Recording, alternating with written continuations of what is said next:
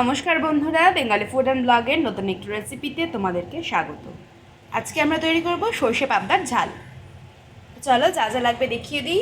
এখানে নিয়েছি লবণ হলুদ মাখিয়ে রাখা পাবদা মাছ, আছে সমস্ত রকম গুঁড়ো মশলা, লবণ, এখানে আছে সর্ষে পোস্ত বাটা, এখানে নিয়েছি কাঁচা লঙ্কা বাটা, চেরা কাঁচা লঙ্কা।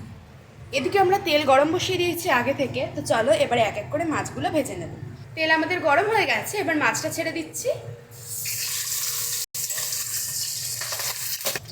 এইগুলো কিন্তু খুব লো স্টিমে ভাজবে, মাছটা কিন্তু প্রচণ্ড পরিমাণে ফোটে পাবদা মাছ, পারলে তোমরা ঢাকা দিয়ে ভাজার চেষ্টা করবে।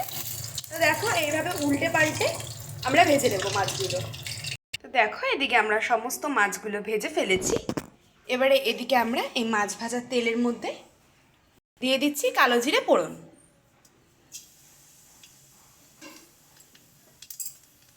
গ্যাসের স্টিমটা ছোট করে দিয়ে দেব বাটা মশলা, কাঁচা লঙ্কা বাটা,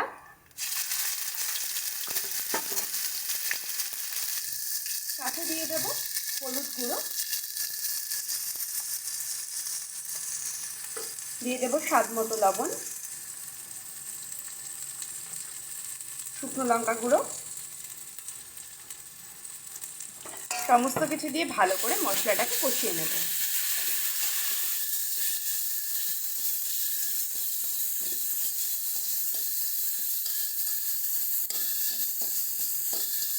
মশলাটা ভাজা হয়ে গেছে, দিয়ে দিচ্ছি সর্ষে পোস্ত বাটা,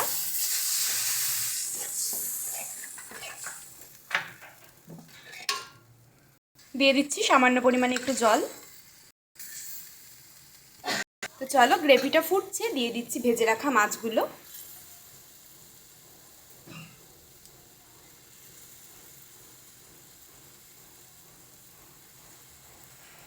তো দেখো কি সুন্দরভাবে এটা ফুটছে। ওপর দিয়ে দিয়ে দিচ্ছি চিড়ে রাখা কাঁচা লঙ্কা।